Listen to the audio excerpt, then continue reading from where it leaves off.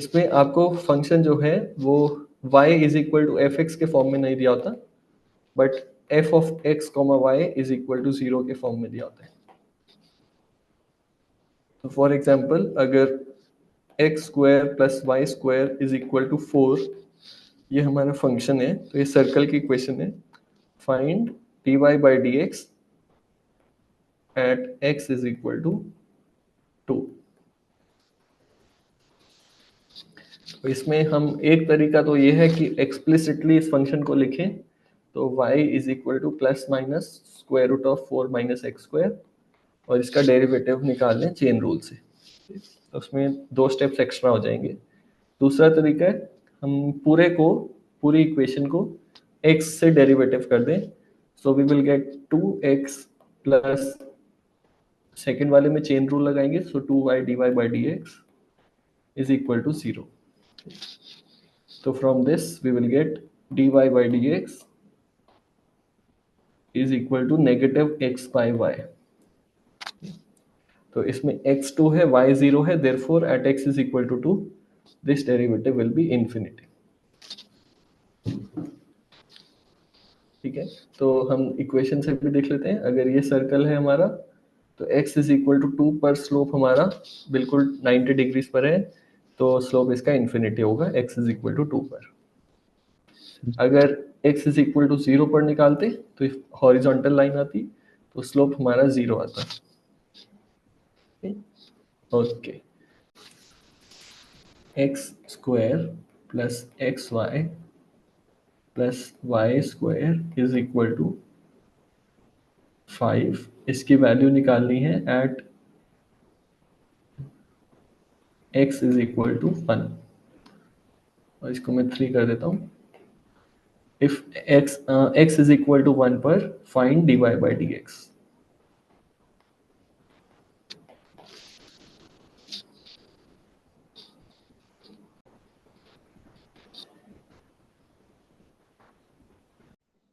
Okay, तो हमारा इस केस में f ऑफ एक्स वाई है x square plus x y plus y square minus 3 is equal to 0। तो अब हम इसका डेरिवेटिव लेंगे f of f prime of x comma y, this will be equal to 0। क्योंकि ये function constant है, इसका derivative will be equal to 0। तो इससे हमारा आएगा 2x प्लस, इसमें प्रोडक्ट रूल लगाएंगे, so we will get x times dy by d x plus y times dx by dx which is 1 plus 2y times dy by dx is equal to 0। ठीक है, यही equation आ रहा था।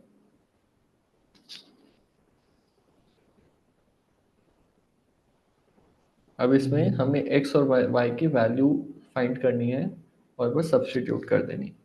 तो अगर x 1 है तो हमारा ओरिजिनल इक्वेशन हो जाता है 1 plus y square is equal to 3। इसका मतलब y square plus y minus 2 is equal to 0।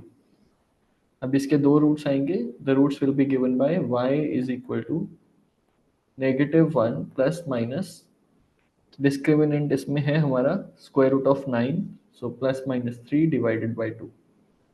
So therefore y is equal to 1 और y इज इक्वल टू -2। ठीक है, तो हम बस x को y इज इक्वल टू 1 के लिए x डेरिवेटिव निकालते हैं, so we will get 2 times 1 plus 1 times dy by d x plus 1 plus 2 dy by d x is equal to 0। तो एक डेरिवेटिव आएगा हमारा -1। ठीक है, और दूसरा डेरिवेटिव आएगा जब हम y इज इक्वल टू -2 लेंगे। तो दूसरा डेरिवेटिव इस केस में आएगा हमारा, इक्वेशन बन जाएगी 2 times 1 plus dy by d x -2 minus 4 dy by d x is equal to 0। तो इसका मतलब 3 dy by d x is equal to 0 और dy by d x is equal to 0। तो एक डेरिवेटिव -1 है, दूसरा डेरिवेटिव 0 है। अब हम देखते हैं ऐसा क्यों हो रहा है, दो डेरिवेटिव क्यों आ रहे हैं। तो the equation was x square plus x y plus y square is equal to 3। हमें पता है ये किसी कोनिक सेक्शन का इक्वेशन है, एंड वो कोनिक सेक्शन एक सर्कल है, क्योंकि एक्स स्क्वायर और वाई स्क्वायर का कोएफिशिएंट इक्वल और 1 है।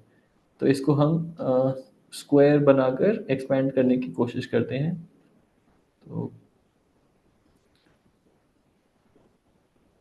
हमारा आता है इक्वेशन एक्स, ओके ये सर्कल नहीं है बिकॉज इसमें एक्स वाई का भी टर्म है, तो इसमें हमें h square minus a b find करना होगा, और फिर उसके अकॉर्डिंग हम बताएंगे कि ये सर्कल है, पैराबोला है या एलिप्स है।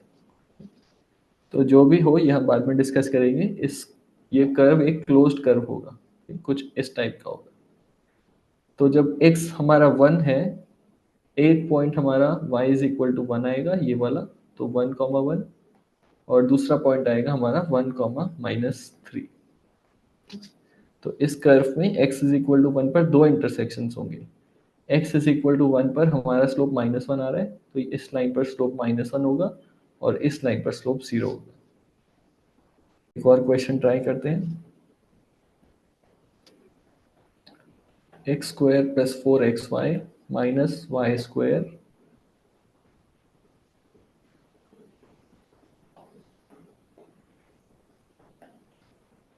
is equal to 4. Find the derivative of dy by dx at x is equal to 1.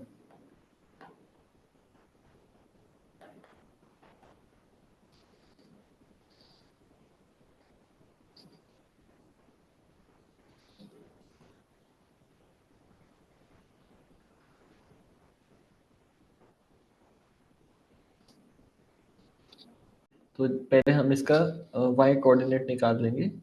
तो we will substitute x is equal to 1, so we get 4y plus 1 minus y square is equal to 4. इसके solutions आते हैं y is equal to 1 and y is equal to 3. तो अब implicit differentiation करेंगे, so we get 2x plus 4 times 1 times y plus 4x times dy by dx minus 2y dy by dx is equal to 0.